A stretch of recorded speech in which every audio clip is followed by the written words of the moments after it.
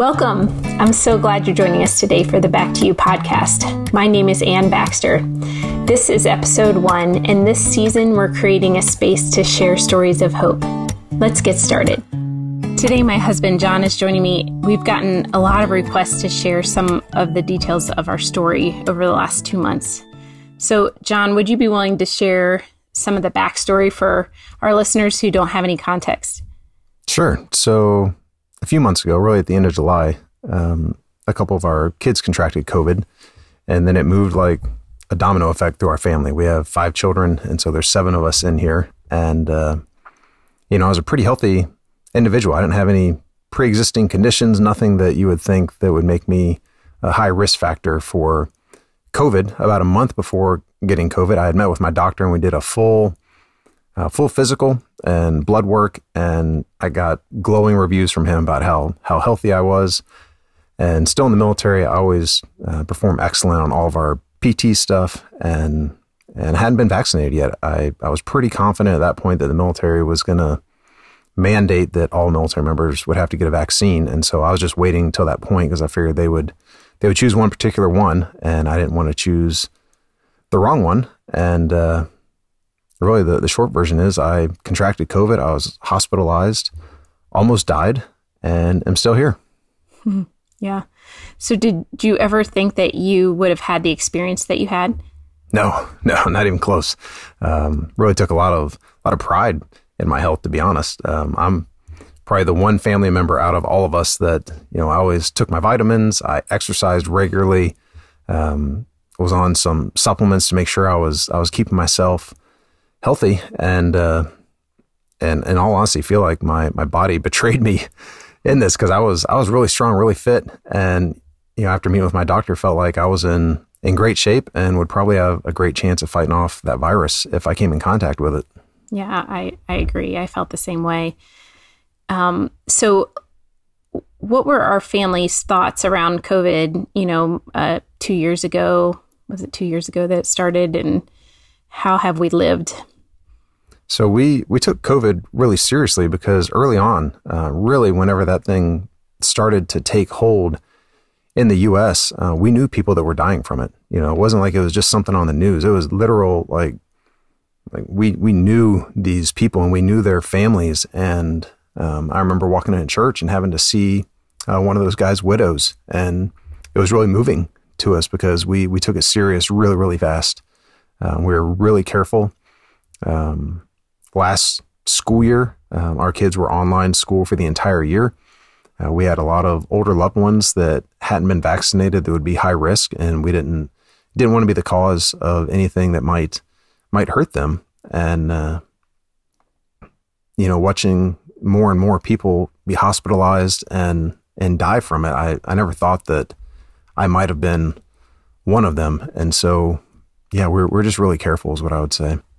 It really was a miracle that we went as long as we did without contracting COVID. But the beginning of August, we had a family member come down with COVID. And John, would you be willing to share what the beginning of the journey looked like for our family?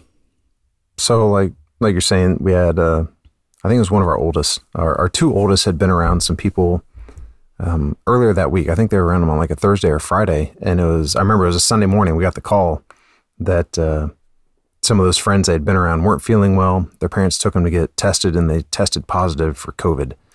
And our girls, we thought they were just tired and maybe had some cold symptoms, but it didn't appear to be COVID. But to be safe, we went ahead and got them tested, and they came back positive.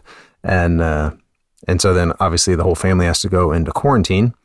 And so now there's 7 of us living inside this house. And I would say, we weren't extremely careful because we had already been around them and felt like, if they pass it to us, they probably already passed it to us. So we don't have to like lock them in their room and, slide food under the door or something like that. And during that quarantine time, we had a lake house made available to us, and we had the choice of we could sit in our house in quarantine or we could go to the lake in quarantine. So we chose, well, let's quarantine at the lake.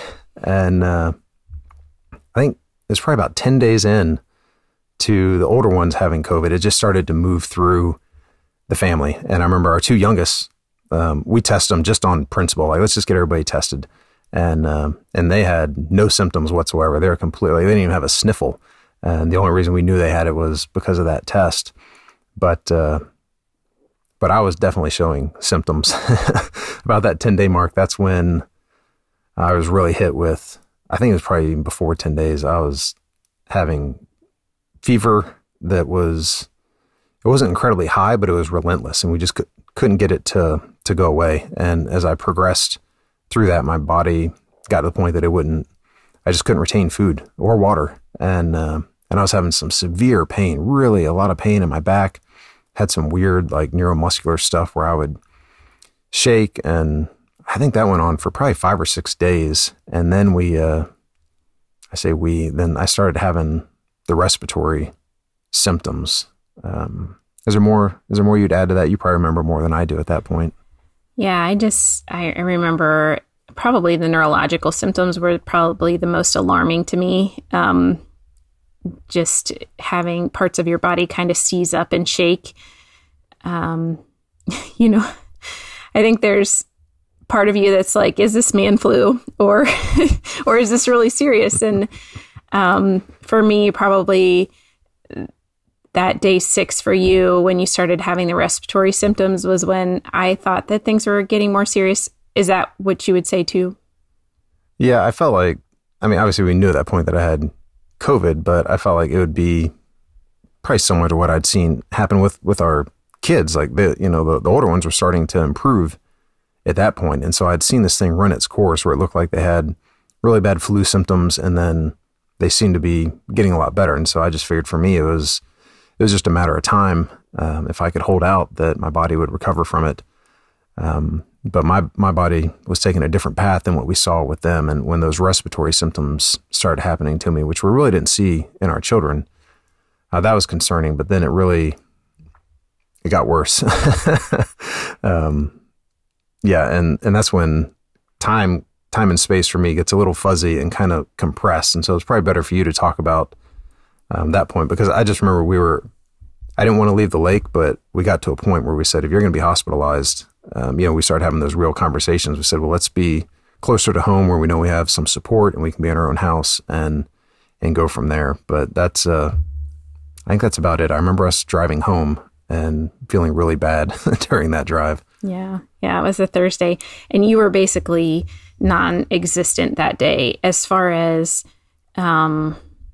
just on the couch or in your bed, and just kind of miserable. And I think what I remember from that time is when you started to say, this is trying to kill me. And I think it was just kind of alarming to hear that come out of your mouth, because that was not something that I thought that I would hear out of you. So I think once you said that, I started to pay closer attention and just feel the urgency to get home. No offense to the Lake Hospital, but I had a preference to be like, if you needed to go into the hospital, I wanted to be in Kansas City. And so that day, the boys, they're not much help packing up, but I did have them doing jobs, and I had to get the rooftop carry on top of the van, and I was trying to do it by myself. And I remember begging the girls, because they were improving, but they were still, coughing a lot and really tired and weak. And I was like, please, somebody just help me lift it onto the top of the van, because nobody wanted to do anything to help pack up. And we got you into the car and headed home. And that day we had called to see, there's a doctor locally that does some therapy for COVID patients, vitamins, and he does like a vitamin IV infusion. So we had gotten him an appointment with him the following day. And so we were hopeful that would help you to turn the corner. He also started you on some breathing treatments, albuterol and a steroid breathing treatment to try and help your lungs to, because the inflammation in your lungs was pretty severe.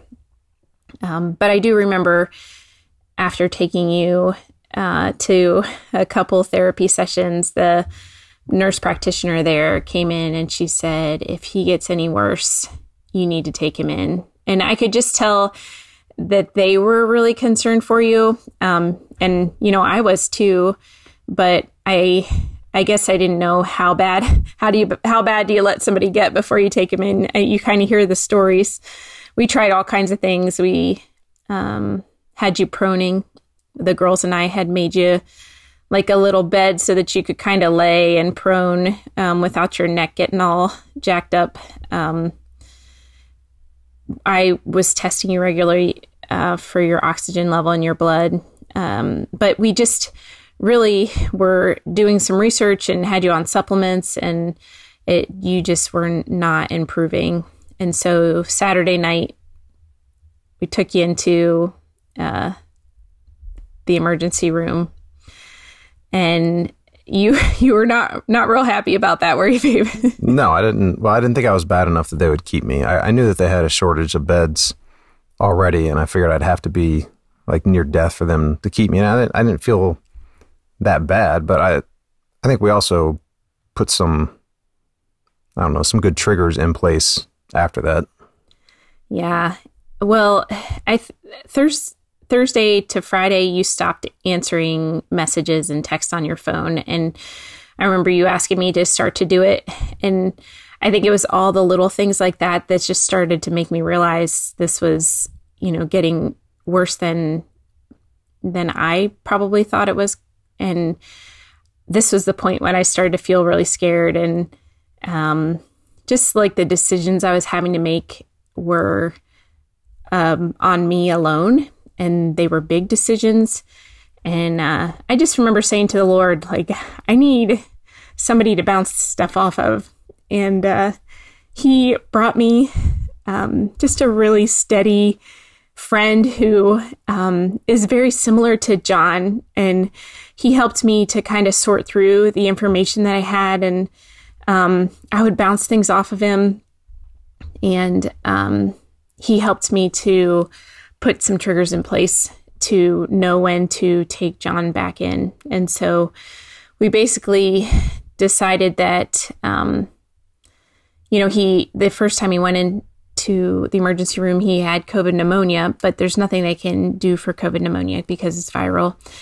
And so we had just decided if his O2 levels dropped below 90 or if his pulse went above 100 beats per minute, that we would take him back in. And so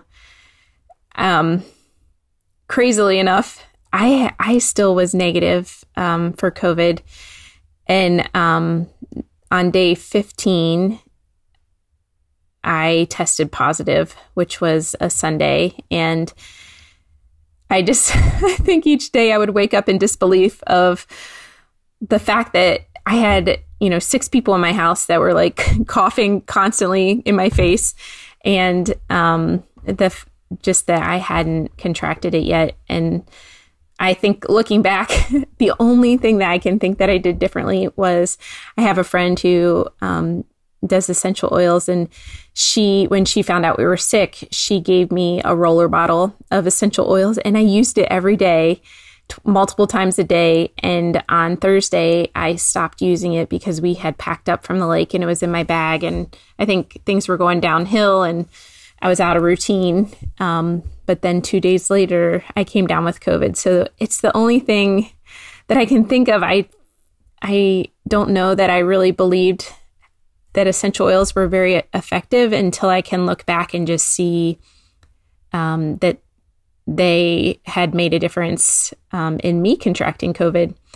And now John is actually using some essential oils in his recovery, which we've seen some big benefits to that too.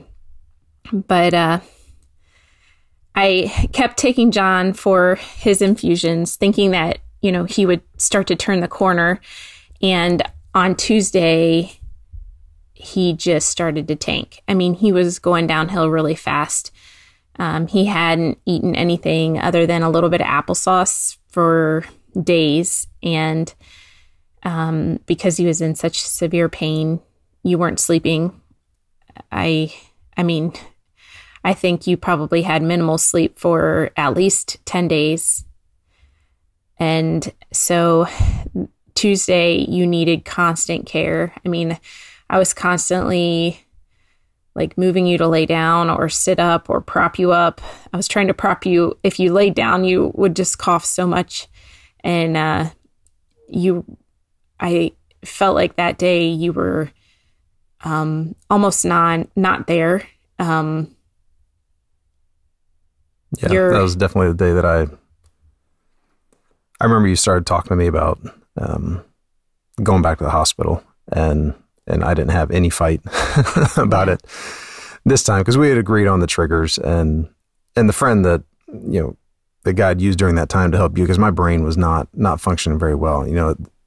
It's people that we trust and that we know have our best interests. And so I knew that you guys had come up with good plans. And I do remember I could concentrate and keep my O2 levels up. And so I was using a box breathing technique, if you're familiar with that. And that helped me to not cough as much because you're breathing real slow and sometimes holding your breath at different intervals. And that would help me keep that O2 level up. But it took a ton of energy and concentration. And I honestly thought then that if I can keep doing this, if I can keep oxygen coming into my lungs, even though they're beat up, my body eventually is going to turn the corner on this thing because it's healthy and I'm in great shape. And I've watched my kids recover from this thing. But the reality was I couldn't ignore the numbers. And that's why we had objective triggers, is that if these things become true, then here's the plan. And my fever at that point just kept climbing, and we couldn't, even with Tylenol or whatever, we couldn't get it to come back down. I think I was in like the 102s, 103s. Thankfully, wasn't having any seizures, but I was getting really weak and couldn't do my box breathing as much. And so then my O2 levels started coming down. And that's when I think my heart rate really started, my resting heart rate started to go up, which my resting heart rate's typically pretty low. And yeah, it was around 2:00 that afternoon that your oxygen levels started to dip, and you couldn't bring them back up. And when I took your heart rate, you were at 109 resting. And so I decided, okay, we're going back in. And you weren't thrilled this time, but you didn't even fight me. You just said okay. And I think the hard part about it was Ginny was at volleyball practice, and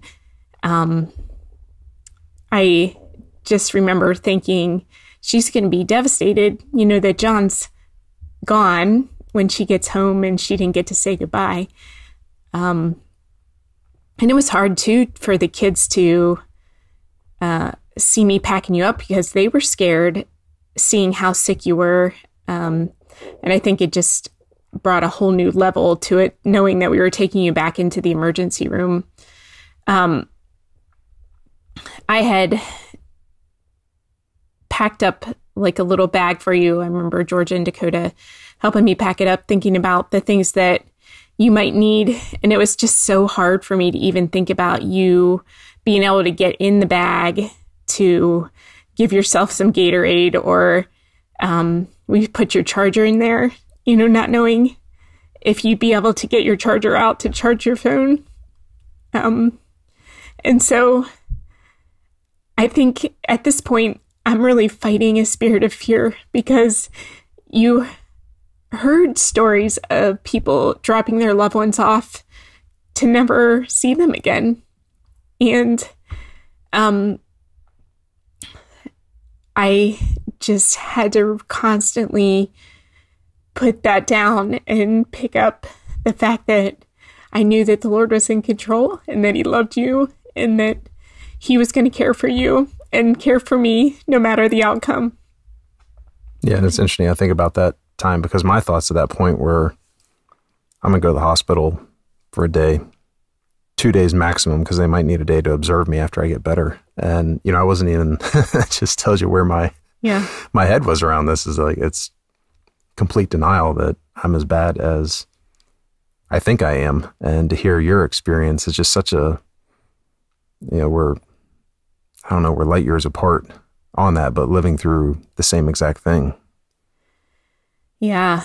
And I mean, fortunately, when I took you back in, they let me sit in the waiting room with you. And I don't know if that's because they just were overwhelmed or if they just knew you couldn't sit there by yourself. But I could tell that they were concerned about you because they took you multiple times back to triage to monitor you. And the second time when they called you back into the emergency room, you know, the nurse said, you know, I'm sorry, you can't come back with him. And I had already known, you know, that was the case. But, you know, we said goodbye. And I remember transferring your arm to her arm and then just smiling at you, saying goodbye. Thanks for joining us today. Be sure to look for episode 2 where we'll share a little bit more of our story.